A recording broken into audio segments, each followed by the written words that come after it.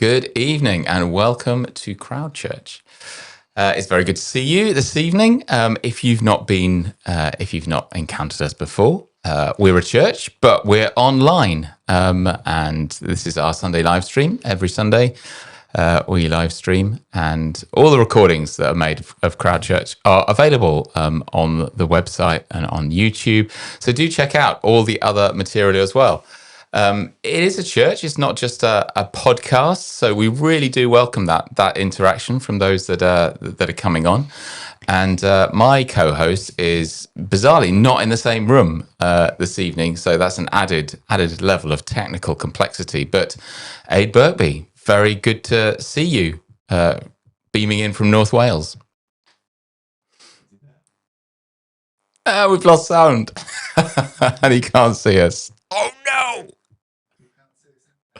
We can see him, but I'm not sure he can see us, and he can't hear us.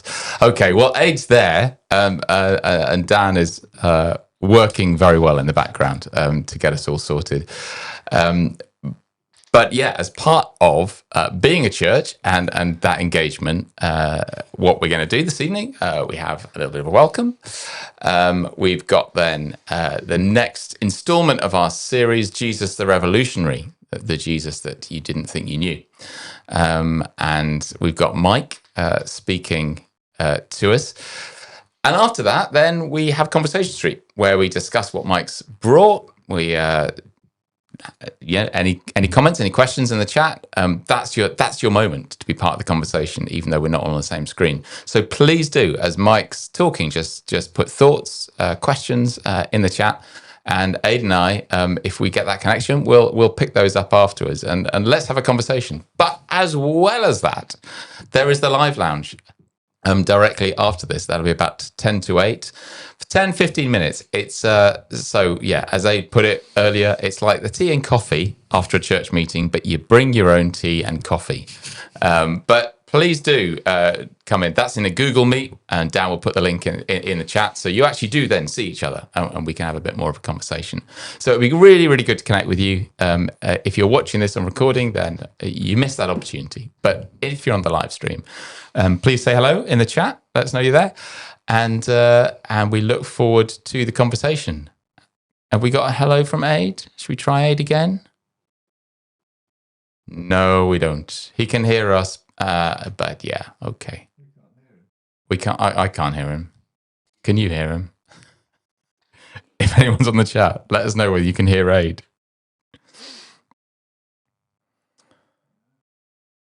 No. Okay. So Roz, hi, and Alicia, hi, and Lady Birkby and Alice. Good to see you. Okay. Well, since we don't have much conversation with Aid, unfortunately. You're going to have to come to me, Will. We're going to have to go to Mike. Mike Harris, it's very good to have you back on Crowd after all these days. Yeah. 7 days, I think. That's it. Mike and I were hosting last week. So, but yeah, great to have you. Good to be here. Over to you. Great. Well, welcome. It is great to be here. And yeah, for those of you who don't know me, I'm Mike, and I am following on from Dave Connolly, Pastor Dave's talk last week. So he was talking about Jesus the Revolutionary, and he looked at a story from the Bible about Jesus meeting a lady at a well. And so if you didn't get a chance to hear that, have a listen. It was really, really good. I was, very privileged to be here with him and Will. And today I am continuing that series of talks, and we're looking again at Jesus the Revolutionary, and we're looking at today an interaction that Jesus has with a guy who has a skin disease called leprosy. So we're going to have a little look at that and how Jesus interacts in a very revolutionary way with this guy. So before I do that, I just wanted to plug, first of all, a book. It's a book by an author called Dane C. Ortlund, and it's called How Does God Change Us? It's a very, very small book, as you can see, which I like. Not many pages. Chapters are very short, so you feel like you're making headway all the time, which is great. And I'm going to just be quoting from that book a couple of times, but really good book. Very accessible. If you want to have a listen, a read, have a read of that. It's great. But I wanted to start by asking you a question. And the question is this: have you ever felt left out? Have you ever felt like an outsider? I was having a think back through my life and thinking about being an outsider or being left out. And my mind straight away went to my junior school. And unfortunately, this isn't a time when I felt left out. This was a time where I left people out, because I was one of those people, and you are going to hate me for this, but I was one of those people who on the schoolyard was quite good at football. You know, we've all got talent, haven't we? And mine was playing football. And so I was often the captain. And so all the boys, girls would be lined up against the wall, and we'd be picking teams. And less people will be left on the wall, and soon you get to the end. And you know, I was 7, 8, 9, 10. I was heartless, and I was just, you know, I can remember saying, "Oh, you can have them. We don't want them." And maybe some of you were those people who were on the wall. I don't know. But what a terrible situation. And so I can remember that, but I can tell you that you don't have to worry. Life got its own back on me, because years later, I was the person who wasn't getting picked for the team. And, you know, I was the person who was being let go by football teams and stuff like that. So it did come round. Don't worry. Those captains did get their comeuppance in the end. And I was one of those. I also remember I joined a cycling club. I decided to, you know, I'm quite faddy, and I've got, you know, a set of golf clubs that I've never used and all of that. I've got a surfboard that I've been on once. And I did get into cycling for a bit. And so I joined the cycling club, and I remember feeling like the outsider. I didn't know what all the lingo was. I didn't really know what I was supposed to be doing. Obviously, I knew how to ride a bike, but I didn't really understand what the different formations were and stuff like that. And I can remember feeling like a bit of an outsider. The story we're going to look at today is about an outsider, someone who was who had been excluded from his community. And we're looking at how Jesus interacts with those who are left out and marginalized. And so this story is found in one of the eyewitness accounts. So there's 4 of them in the Bible: Matthew, Mark, Luke, and John. And I'm in particular looking at a story from Matthew chapter 8. So it's just the first little bit of Matthew chapter 8. So you can have a read of it if you want. And this bit of Matthew chapter 8 starts with Jesus coming down the mountain. So he's been up this mountain delivering this sermon, the Sermon on the Mount, it's often called, very famous sermon. And he's coming down, and this guy who has leprosy comes before Jesus, and he says to Jesus, Jesus, if you are willing, you can make me clean. And Jesus turns to him and says, I am willing, be clean. Immediately, the guy is healed of his leprosy, and Jesus tells him to go as a testimony, as a story, as as witness. I want you to go to the leading teachers at the time, that the main people who were in charge. I want you to go and see them, tell them that you've been healed, and go through the procedure, the ceremony that you need to go through in order to fulfill the laws that you are bound under at the moment. And that is the story. And so I just want you to think about a few things. There's so much that we could talk about this particular story, but there's just a few things that I want to mention. The first thing is that as Jesus comes down, the mountain, the guy who has leprosy comes before Jesus and he says to him, if you are willing, you can make me clean. You know, very many times I've been to church or I've been, praying or whatever, and I've known in my head or even in my heart that God is powerful, God is able to do things. And that I know that there are times where I have believed that God is able to do something, but just not believed that he would want to. And that might be something to do with myself. That might be something I'm praying for myself or for my family. And it's a challenge, isn't it? It's one challenge to believe in God's power. It's another challenge to believe that he would use that power in your life. And I think one of the reasons why this story, I believe, is in the Bible is because God wants you to know that he is willing. He says to the leper, I am willing. And he is willing to intervene in your life, to use the power that is at his disposal in order to make a difference in your life and to teach you more about him and to draw you to himself and to make you more like Jesus. So that is the first thing. The second thing is this, why did he say to Jesus, if you are willing, you can make me clean? This guy wasn't dirty. He wasn't, covered in mud or whatever. He didn't ask to be healed. He asked to be made clean. And you see, Jesus goes on, he makes him clean, he heals him. And then he says, you need to go to the leaders, the religious leaders, and you need to fulfill the laws. And so in order to understand what's going on here, because this is thousands of years ago, very different to the way we live now, we do need to do a little bit of looking into the historical context of what was going on. And in order to understand that, we have to go to the third book of the Bible, a book called Leviticus. And in chapter 14, it tells you what the laws were. And these were the laws that these people at this time would have been living under.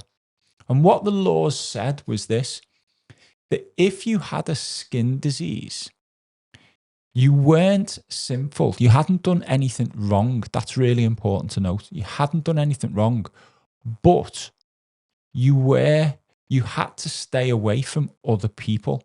You had to stay out of the temple, the church. And if you went near anybody who didn't have a skin disease and you touched them, then they became like contaminated. The best analogy I can think of is like during COVID, where if you were around someone who had COVID, you had to isolate and things like that. Well, it was similar back then. And so what they would have to do is, if they had a skin disease, they would have to wait until they were healed of the skin disease, whatever it was. They would then have to go to one of the religious leaders to a particular place. And this place, it says, was outside of the city. So it was a remote place away from everybody else so that you didn't contaminate anybody. And when you went there, you had to take with you, you had to take things with you. So you had to take like particular animals and things like that. And those animals would be sacrificed.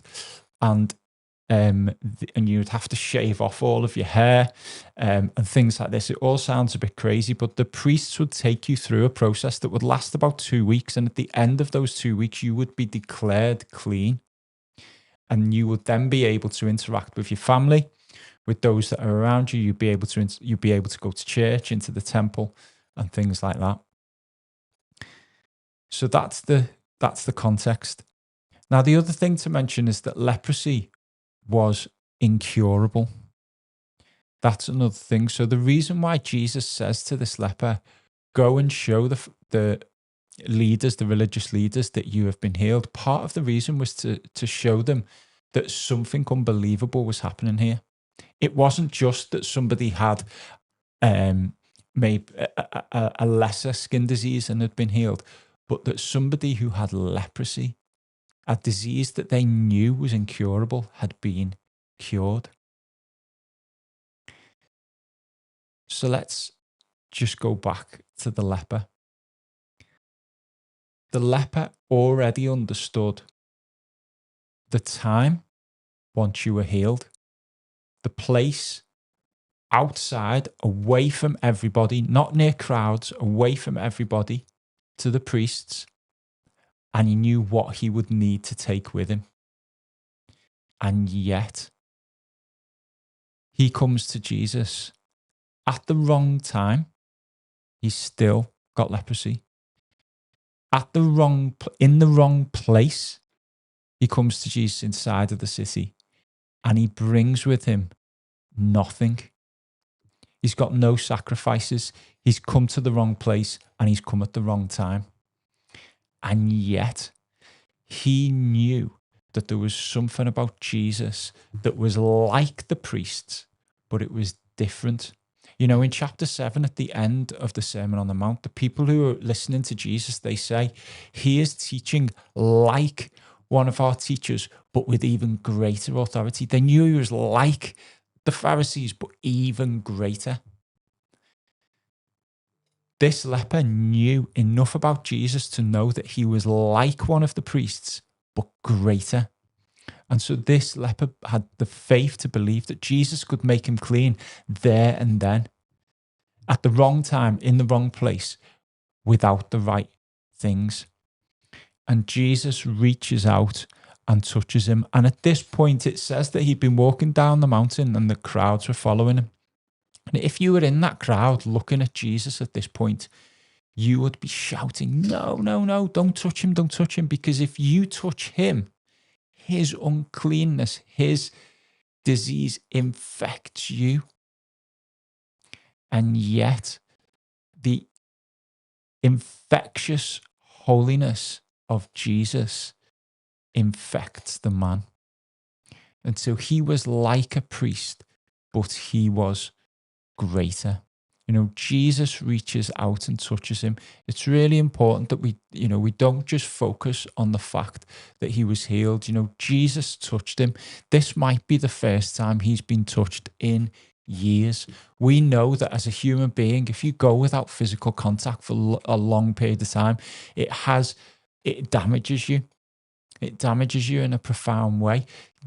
Jesus could have just said, you're healed, you're cured, you're made clean. But he reaches out and he touches him. And this is the heart of a wonderful creator. He reaches out and touches the leper. He reaches out and touches the person who was an outsider, who was dangerous. All this leper brought to Jesus was the threat of contamination. That's all he brought, nothing else. And yet Jesus reached out and touched him.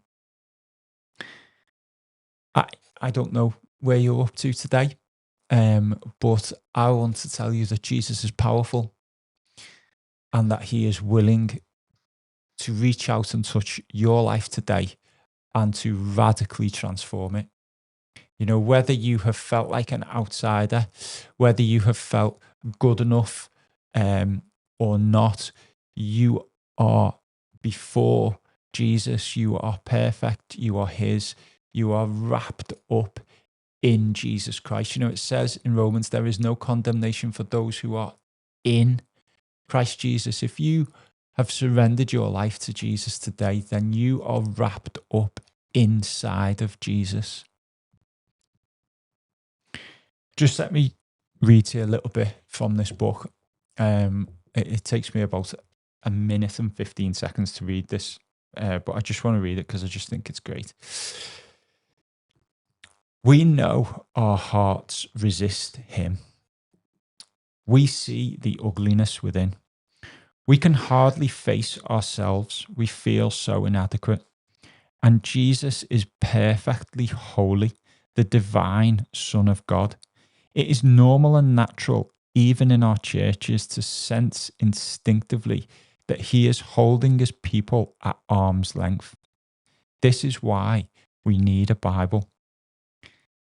The testimony of the entire Bible culminating in Matthew 11:29. Matthew 11:29 is the only verse in the Bible where Jesus refers to his heart.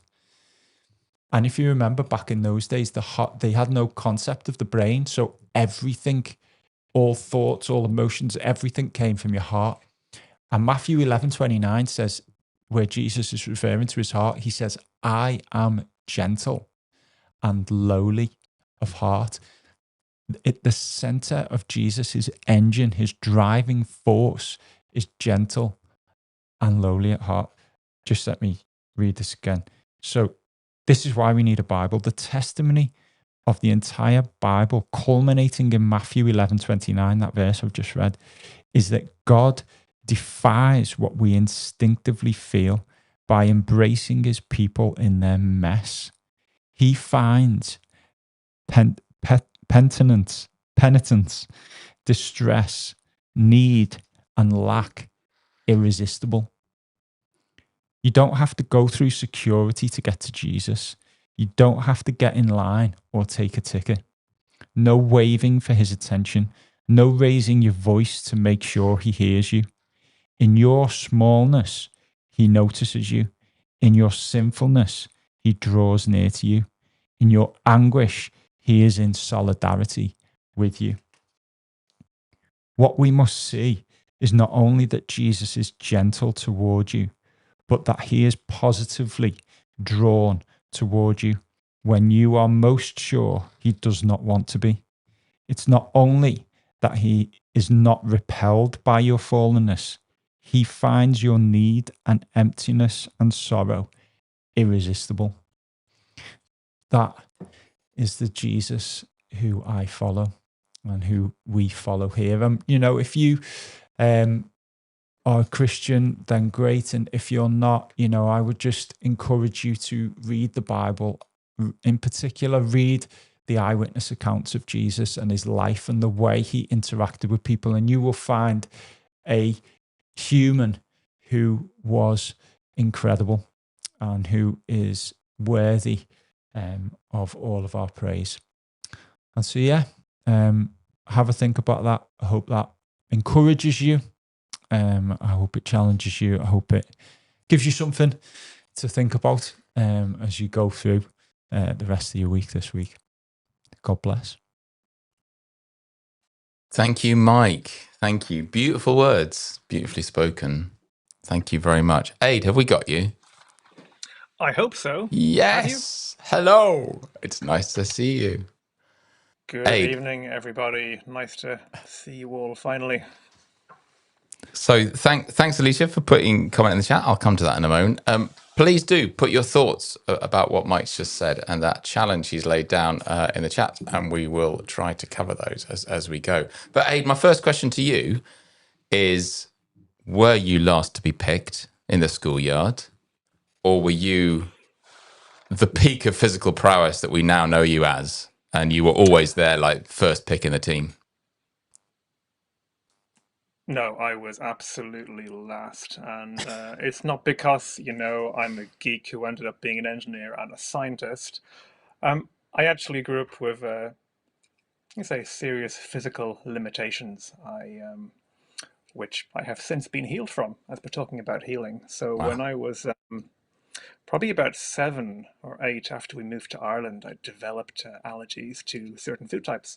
And this would spread literally throughout different food types over time. And my parents tried everything, some kind of wacky homeopathy things, you name it. And it got to the point where if I ate something I shouldn't eat, it would just knock me out completely. I almost couldn't move. At the best of times, when I was eating things that I should be, I didn't have huge amounts of energy, so I was not the guy you wanted on football team. Man. Unless you wanted to take bets the team would lose and, fix the game, then I was your guy. But typically at school, you're not really thinking quite like that. You haven't got that level of empathy. Well, that was an answer I really was not expecting, but yeah. So, we forgive you, Mike. We forgive your cruelty in the playground. But yeah, certainly something I can relate to. I was never last, actually. I think I was always kind of second or third to last. So there was a kind of a sigh of relief. But I mean, there was a thing actually, I don't know whether you heard about it I heard about it on the radio quite recently in the news. There's been some survey done that school put off, they did a survey of 40, 50-year-olds, and it was school that had put them off exercise for life. Yeah. That whole scenario that you've just said, and they've not gone back to exercise because they're so hurt by it.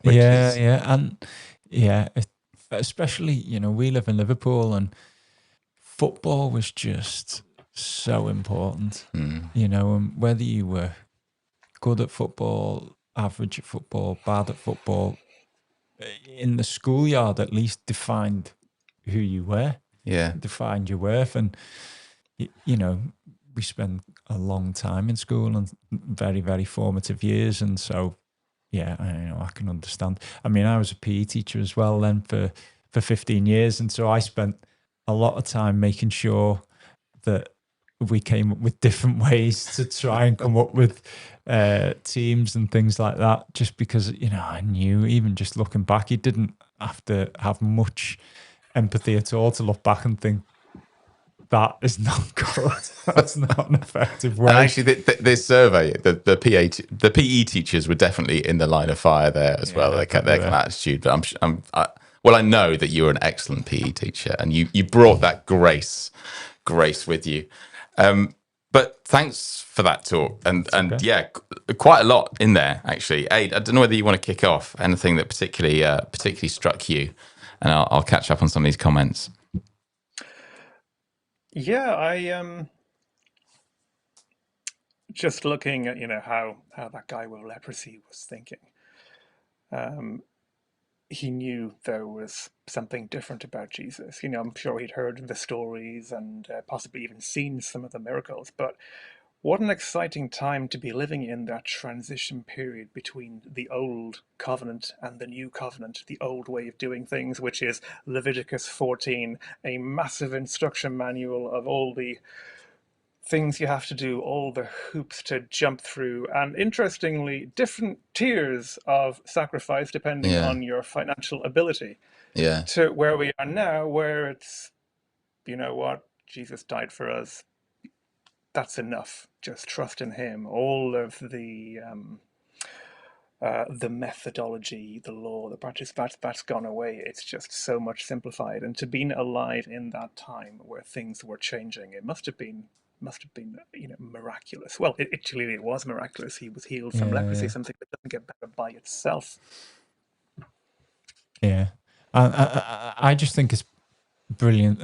Just echoing what you were saying there, Aid.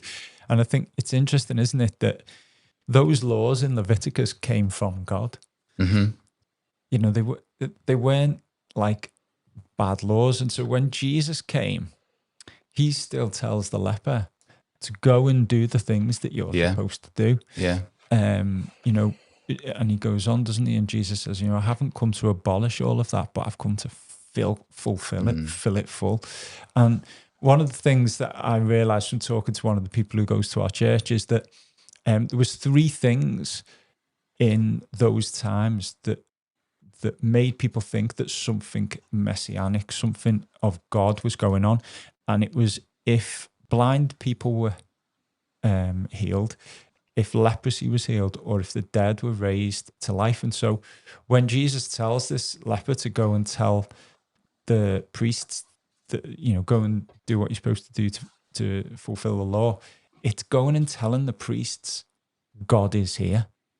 Something of God has come down to earth, because people with leprosy don't get healed. And so, imagine being there. Yeah. Imagine being there. I just think, it'd have been amazing.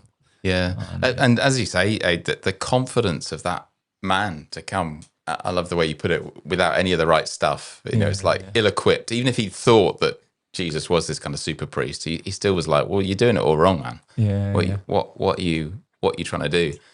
The whole laws given while the people were nomadic in the desert, I was absolutely fascinated by at university because I worked in infectious disease, and you look at them and it's like, if you are going to prevent massive outbreaks in your nomadic community in the desert, these are some of the things you'd put in place. And actually the laws are kind of, they didn't have the science, they didn't have the understanding of disease. And as Alicia put, there's a real misunderstanding about leprosy, and that continued into just the 20th century.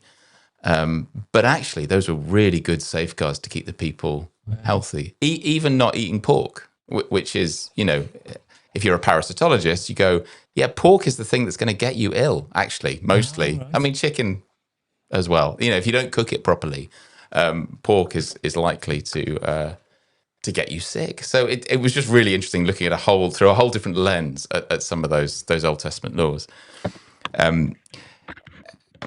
Alicia, you've said that the laws regarding leprosy sadden you, and I don't know whether people have read a book called what is it?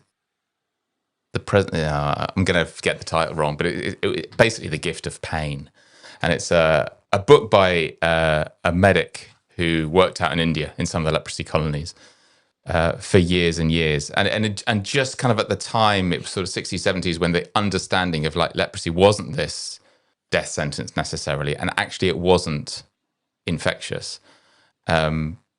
But that was so recent, and I mean, it's an incredible book about trying to care for literally the untouchables. I mean, these are the untouchables, and there's still places in the world where people are counted as untouchable. And yeah, the sorrow of so many who were just kind of banished. I mean, there's a story of Che Guevara when he was traveling around South America. The Motorcycle Diaries, it was in a film. Again, of like, the leprosy colony was across the river, and him going just to try and reach out to the poor and the suffering. And it was very formative in him in terms of his kind of revolutionary ideas for South America. Wow. Where was I going with that? But yeah, this whole idea of being untouchable. I mean, leprosy healing is a massive thing still for us. But I was just thinking as you were talking about how that distance of the laws and the distance of society while you had a disease like that, and Jesus absolutely just bridging that in a moment just by reaching out and touching this guy. And it struck me, and I wondered whether, anyone listening, maybe you've had experience of that sort of untouchability, that distance, maybe in church or in your efforts to engage with God or the people of God or any other kind of religious practice. And yeah, I don't know whether Aid, you've got anything to comment on that, whether you come across that or Mike. It kind of overlaps with a comment we had earlier from Alicia, saying she spent a month on a fairly deserted college campus over the pandemic and just, began to doubt reality. I think you're right. I think there's I think if we look hard enough anywhere in work, in community, in church, and everywhere, there is that distance, even when actually we are around people. I think for crowd, it's even more challenging because we are a digital church. We we have community where we have meetings during the week over Zoom. We keep in touch over in WhatsApp groups, and even with our tea and coffee after after the service in the live lounge, we can reach out and speak to people and hear them and see them. But that, in the digital domain, that touch part is missing. And I think that's, we as a digital entity, we can never get around that. But I think it's something that we can be conscious of, and we can try and think, okay, how can we make the things that we can do more welcoming and more inclusive and more warm and cuddly, to make up for the fact that we can't turn around and give you a big hug after church, because it just not yet. Technology isn't there yet. and maybe some people in crowd are thankful for that. Who knows, that kind of cringe of being hugged after church. But anyway, but I think it's interesting, just church in itself, and actually you see this in in other religions as well, the kind of the temple, and there is this distance kind of built in, almost architecturally built in. You've got the kind of high altar, and you're lower than the priest, and you're the crowd. There's a kind of and it's designed to bring that awe of God. But there's this wonderful verse in Hebrews about in Hebrews 10 where the writer of Hebrews is talking about how we can approach God with confidence. We can approach his throne. And it's a new and living way open for us through the curtain because of Jesus. And although kind of church culture, we've retained some of that distance, I think. Actually, right here at the outset, we have Jesus showing that, no, it really is this, reaching out and giving a hug, as you said, Aid. Which also would have been pretty radically different. I think that's certainly part of the revolutionary of Jesus, that, there was awe of God and there was honor and worship of God, but actually there was a real closeness and real intimacy about the way he treated people, which would have been very different. Very different. And, I just think, when we think about today and we think about us and we think about how we interact with people, when you see someone who acts with the same compassion as Jesus or similar to, and they are looking out for people and they are, looking at people and dealing with people in love, it looks very different. It looks different to the way often that I behave. I can remember I was gardening. I'm a gardener. So I was gardening a couple of months ago, and I had to go out to my van for something. And as I was coming back to the garden, I saw this lady walking down the street, and she looked like a drug addict.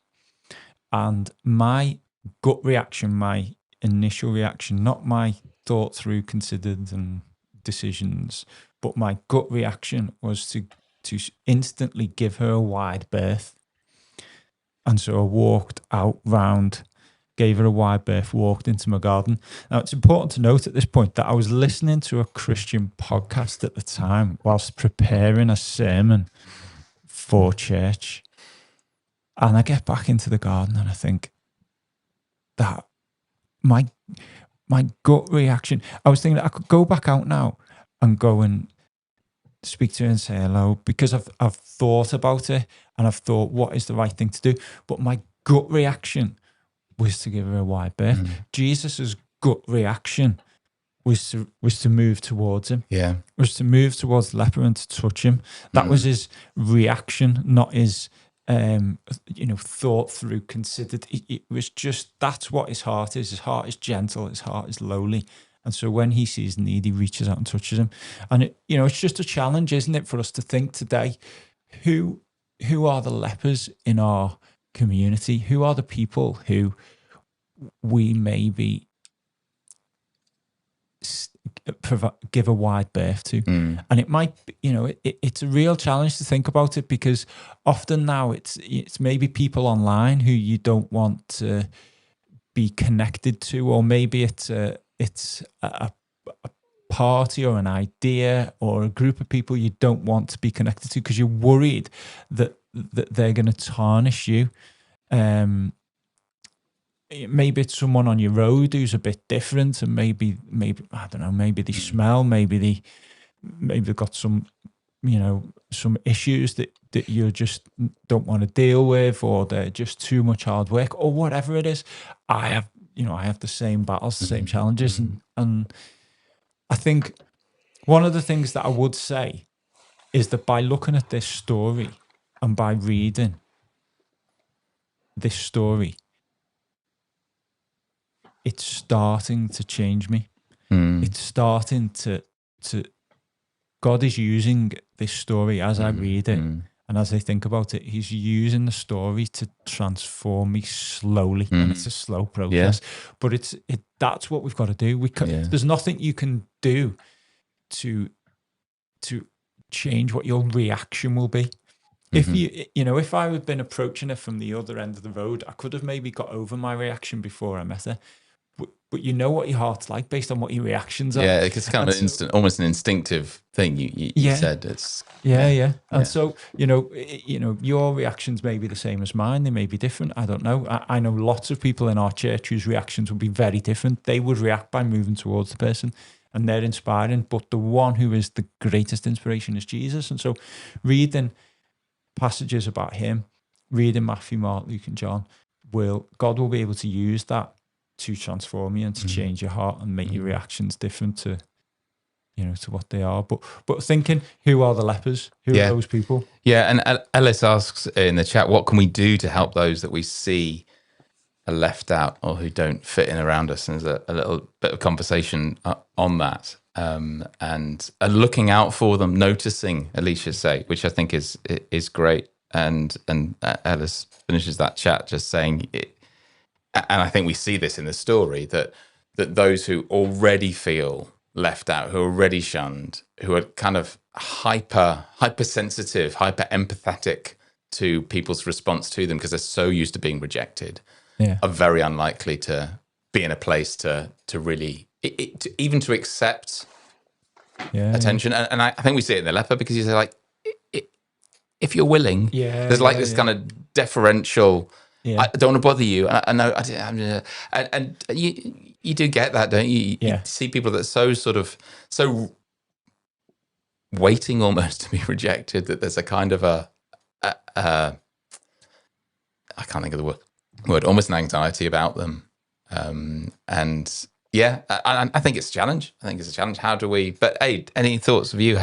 What can we do to help those that we see or are left out, or we know have that kind of almost expecting to be rejected?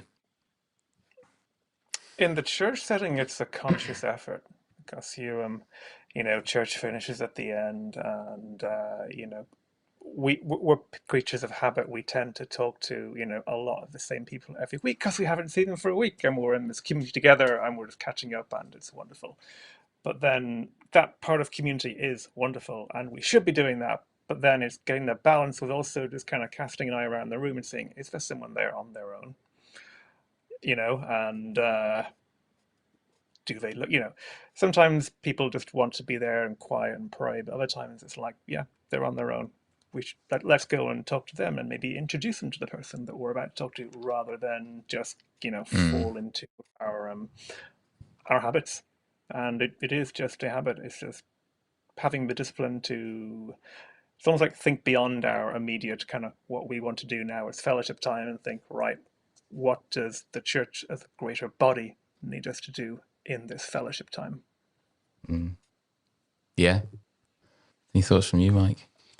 Sorting out your own head is kind of what you've already said, but yeah, I mean, it's interesting, isn't it? I mean, obviously, crowd has gone a long way because simply setting up this online church, and obviously, we're here at Crowd, we're biased, aren't we? But Crowd, by its pure essence, is very, very inclusive because anyone can come.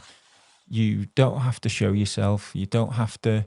I heard of people coming on the Alpha course and they can leave the screen blank. They can listen in. There's a very sort of low bar when it comes to buy, to accessing it initially. What does that look like for a church? What does that look like for an in-person church? I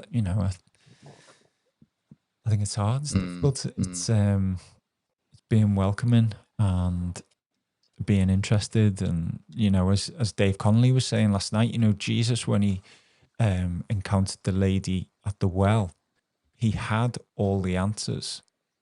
He knew how to save her, and yet he spent time listening to what she was saying and then reacted to her. And I think if somebody comes into your church, doing that would be a great start. Listening to them.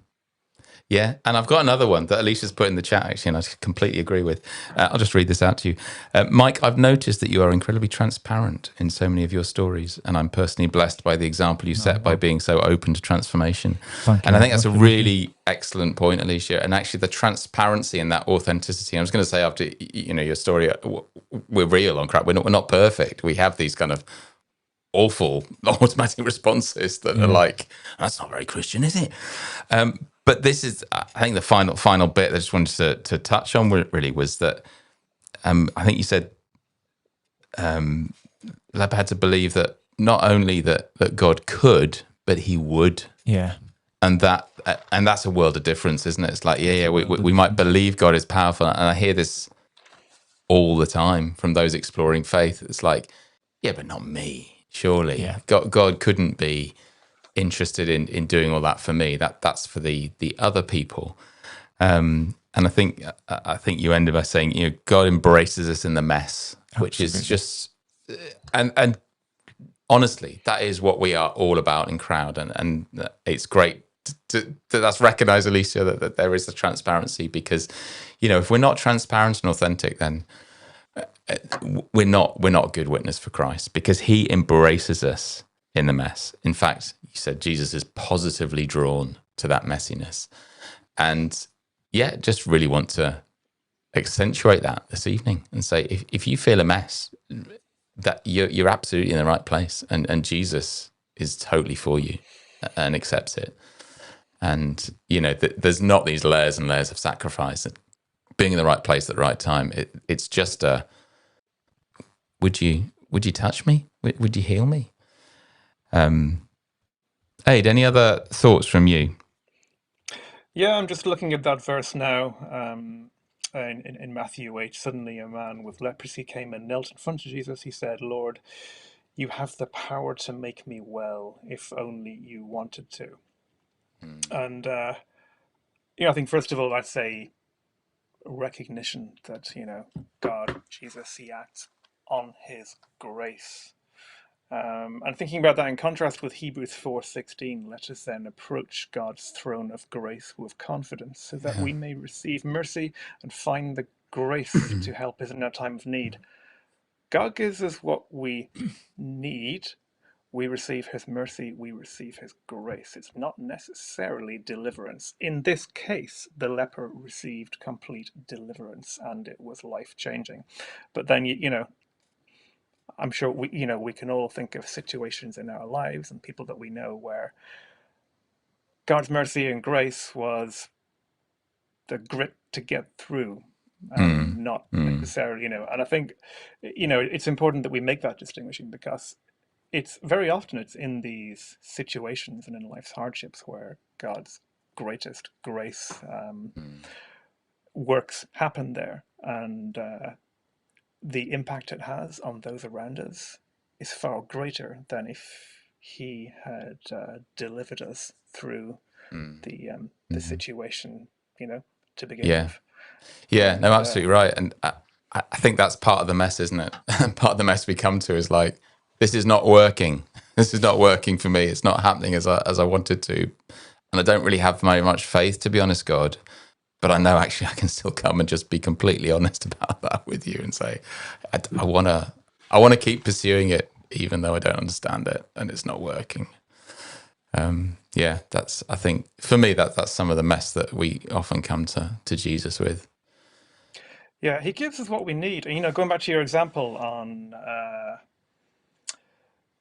Leviticus, and a lot of the laws they put in place were really good to keep disease from spreading. And that's what the nation of Israel needed at that time. God gave them what they need. They needed food in the desert. It rained from above. They had manna, and he gave them what they needed. I'm sure they wanted to make the trip in the 10 to 12 days that it's meant to take from Egypt to Canaan, and not in 40 years, and not go through all the hardships that they did. Yeah. But they went into that desert, a group of refugees, and they emerged a nation with an identity, with their own law, and with hearts on fire for God. And they followed him into an amazing, 7-year military conquest against far advanced superiors in the land of Canaan before they settled there. But their hearts were in the right place. Their minds were in the right place. And so, yes, What they needed was 40 years in the desert, apparently, to get to where they needed Yeah. to be. It wasn't nice, It wasn't Yeah. like, we'll make the leprosy go away. And I just Yeah. think it's important to remember that God gives us what we need, and it's Yeah. not necessarily the answer we're looking for. Yeah. But Yeah. That's great. He knows in His wisdom that it is the best thing for us and for those around us and for His work in this time. Yeah. Yeah. Amen. And he'll stick with us. He'll stick with us in it, and however much we falter. If you're interested, a couple of plugs here, in some of these stories of grace that we've kind of touched upon and people being real.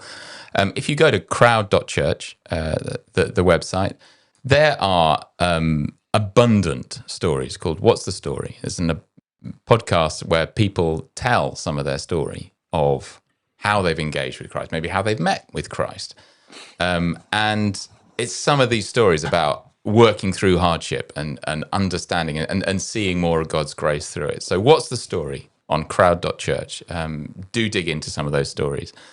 The other quick plug before we finish, Mike's mentioned the Alpha course. There's a new Alpha course starting on the 5th of May. It's on a Tuesday evening.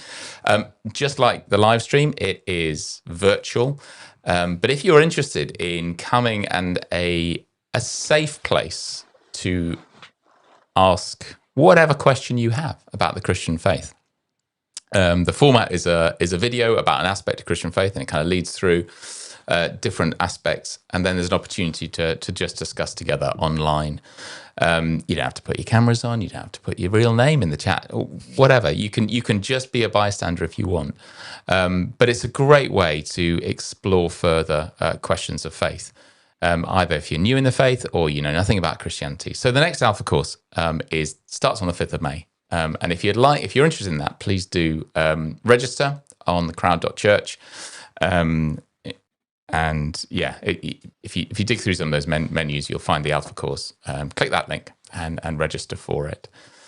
Dan has put in the Live Lounge link in the chat. And Roz said, Alpha's amazing. Would recommend. Absolutely. Mike, any final thoughts from you? Well, I think the challenge is for us to remember that we are hidden in Christ. If you are praying to God, if you have a real need for Him to move, then you bring that to God in confidence, like as Will was saying, that you are hidden in Christ. It's not because of how good you've been that day or that week. It is because of whom you are hidden in. That is your confidence. Yeah. It's His death, it's His resurrection, it's His blood that means that you can come to God and that God will move in your life. There's a line in this book which goes on to say, "Is in your pockets of deepest shame and regret that His heart dwells and won't leave." If you are one of those people who feels like you are an outsider, you feel like you're forgotten, you feel like you're not good enough, then you are very, very close to His heart, and His heart is very much for you. And so I just encourage you to surrender, to stop trying to be good enough, recognize how bad you are, and turn to Him. We're Christians because we believed we needed a savior, not because we felt like we were good enough. And then finally, if you are a Christian, and think about who are the people who are lepers, and read the stories of Jesus. Ask God to use the stories of Jesus as you're reading them to change you and to morph you into the Power Ranger that you were created to be. Amen. Amen. Thank you so much, Mike, for great talk as ever. Great thoughts. Thank you for joining us. And if you're catching up in the week, why don't you come along on a Sunday evening? I know not everyone can. 7:00 every Sunday, we do a live stream. Come and join the chat. And if you'd like to come on the Live Lounge now, the link is in the chat. Do join in. And as I say, it'll be 10 minutes caught now of saying hi and some further chat, some further connection. So that's it. Thank you very much. And God bless you. Have great weeks. Over and out.